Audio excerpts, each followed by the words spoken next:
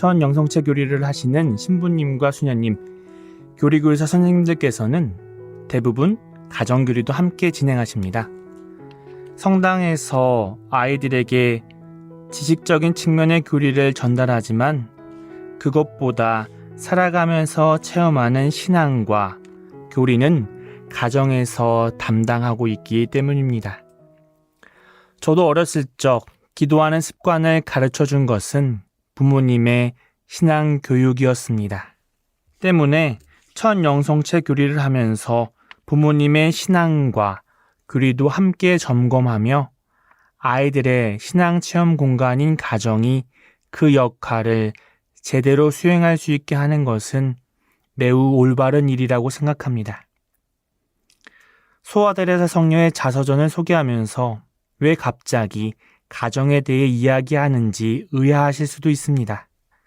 그 이유는 개인적으로 성녀의 자서전을 읽으며 가장 크게 와 닿았던 부분이 가정교육의 소중함이었기 때문입니다.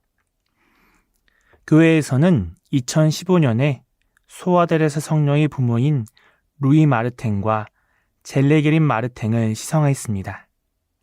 이로써 마르탱 부부는 자녀와 함께 시성된 최초의 부부가 되었습니다. 테레사 성녀의 부모님께서 시성이 되신 이유는 물론 여러 가지가 있지만 가정을 성소의 못자리, 신앙교육의 산실로 만들었기 때문은 아니었을까요? 테레사 성녀는 일찍 어머니를 하느님 품에 맡겨드렸지만 곁에는 기도의 소중함과 하느님에 대해 가르쳐 주신 아버지와 언니들이 있었습니다. 어머니도 성녀의 기억 속에선 기도를 가르쳐 주시는 분이었습니다. 또한 가정 안에서 늘 하느님과 예수님에 대해 또한 성모님에 대해 이야기하는 것이 일상이었다고 말씀하시지요.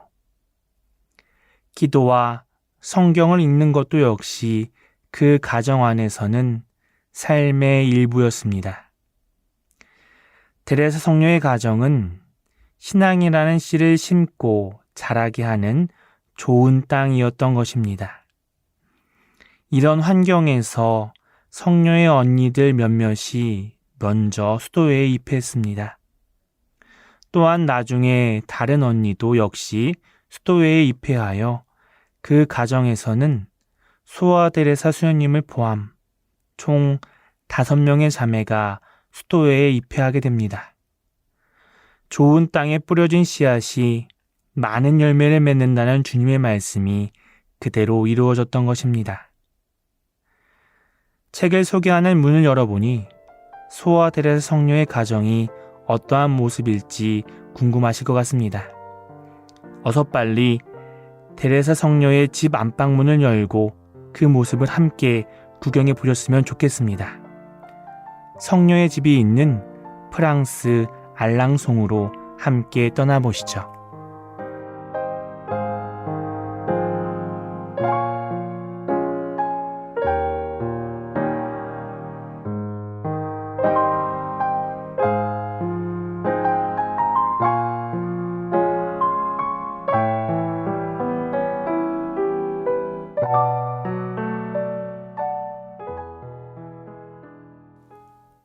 저는 너무 어려서 주일 미사에 갈 수 없었으므로 엄마가 남아서 돌봐주셨습니다. 비록 집에 있었지만 미사가 진행되는 시간에는 아주 얌전해져서 걸음도 발끝으로만 사뿐사뿐 걸었습니다. 그러나 미사가 끝나고 가족들이 돌아오는 것을 보면 기뻐서 어찌할 바를 몰랐습니다. 저는 성당에 어울리게 단장한 예쁜 셀린 언니에게 달려가서 셀린 언니, 빨리 강복받은 빵을 줘 하고 외쳤습니다. 어느 날인가는 언니가 미사에 너무 늦게 갔기 때문에 강복받은 빵을 가져오지 못했습니다. 그러나 저는 저의 미사였던 그 빵을 먹지 않고는 못 견딜 것 같았습니다. 그때 한 가지 방법이 생각났습니다. 강복받은 빵이 없으니 언니가 만들어줘. 말이 끝나기 무섭게 곧 실행에 옮겨졌습니다. 셀린 언니는 의자 위로 올라가 찬장을 열어 빵을 꺼내 한 조각을 잘랐습니다. 그리고 엄숙한 어조로 그 위에 대고 성모송을 한번 외운 후 저에게 주었습니다. 저도 성호를 긋고 매우 열심히 빵을 받아서 먹었는데 강복받은 빵의 맛과 똑같았습니다. 우리는 모여서 신앙심을 키우기도 했습니다. 엄마가 쓰신 편지에 이런 글이 있습니다.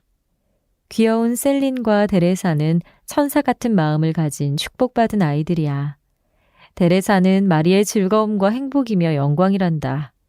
마리가 얼마나 데레사를 사랑하는지 몰라.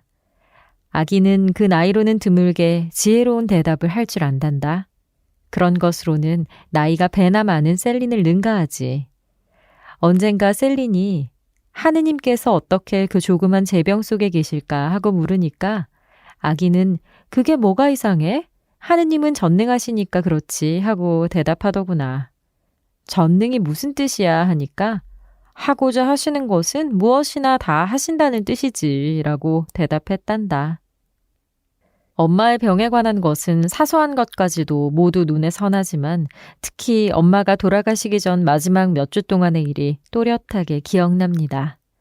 셀린 언니와 저는 가엾게도 마치 귀양살이하는 사람처럼 아침마다 우리를 데리러 온 르리슈 부인을 따라가서 온종일 부인의 집에서 지냈습니다.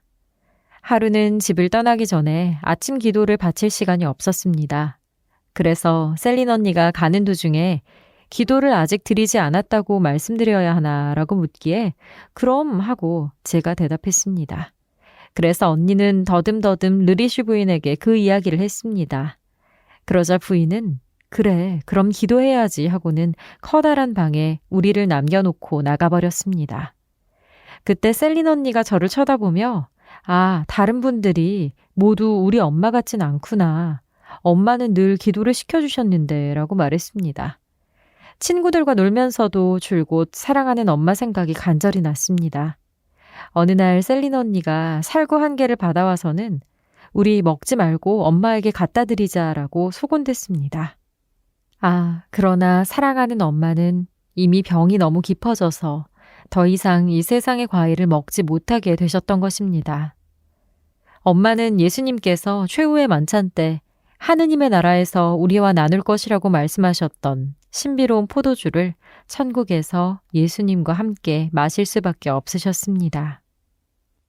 저는 강론도 잘 들었지만 사실은 강론하는 신부님보다 아빠를 더 자주 쳐다보았습니다. 아빠의 아름다운 얼굴은 제게 많은 것을 가르쳐 주었기 때문입니다. 때로는 아빠의 눈에 눈물이 가득 차 걷잡을 수 없이 눈물을 흘리실 때도 있었습니다. 또한 마치 이 세상 사람이 아닌 것처럼 영원한 진리 속에 즐겨 잠기기도 하셨습니다. 그러나 아직도 아빠에게는 목적지까지 아득히 먼 길이 남아 있었습니다. 아빠는 듣기 좋은 목소리로 노래를 불러주시거나 영원한 진리가 담긴 시를 읊으셨습니다. 그런 후에 우리 가족은 기도를 바쳤는데 작은 여왕은 그녀의 임금님 곁에 앉았습니다. 성인들이 어떻게 기도하는지는 아빠를 보면 알 수 있었습니다. 산책하는 동안 아빠는 자주 우리가 만나는 거린들에게 제가 적선을 하게 하셨습니다. 하루는 양쪽으로 지팡이를 짚고 간신히 걸어가는 불쌍한 노인을 만났습니다. 제가 동전 한 잎을 주려고 그에게 다가갔더니 그는 동량을 받을 만큼 가난하지는 않다고 느끼는 듯 서글프게 웃으며 저를 바라보고 동전을 거절했습니다. 그때의 제 기분이란 도저히 표현할 수 없습니다. 저는 그를 위로하고 도우려 한 것인데 오히려 그를 부끄럽고 괴롭게 만든 것 같았습니다. 아마 그 가엾은 노인도 제 생각을 짐작한 모양이어서 저를 돌아보고 웃는 모습을 보여주었습니다. 그때 마침 아빠가 과자 한 개를 사주셨기 때문에 저는 그것을 그에게 주고 싶었으나 그렇게 하지 못했습니다. 대신 그에게 커다란 동정심이 느껴져서 그가 거절하지 못할 무엇인가를 주고 싶었습니다. 그 순간 천년성체하는 날에는 무슨 은혜를 청하든 다 받을 수 있다는 것을 들은 기억이 났습니다. 이 생각이 저를 위로해 주었고 저는 겨우 6살이었지만 속으로 천년성체하는 날에 그 가엾은 사람을 위해 기도하겠다고 생각했습니다. 그리고 5년이 지나 천년성체 날에 이 결심을 충실히 지켰습니다. 하느님께서는 고통받는 당신의 지체인 그를 위해 당신께 기도드릴 생각을 제게 미리 넣어주셨으니 이 기도를 분명히 들어주셨으리라고 믿고 싶습니다.